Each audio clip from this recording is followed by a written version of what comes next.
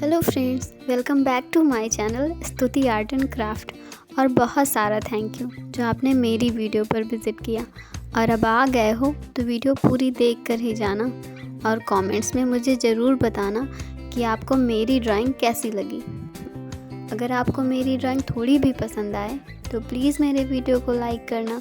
अगर आप मेरे चैनल पे नए हैं तो चैनल को सब्सक्राइब करना। तो चलिए मिलते हैं वीडियो के लास्ट में।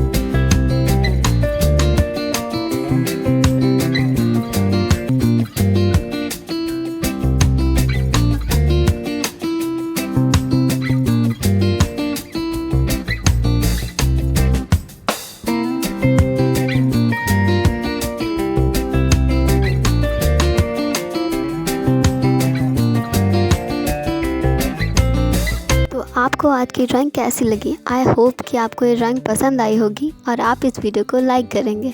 तो चलिए मिलते हैं कल एक नई वीडियो के साथ, तब तक के लिए बाय बाय।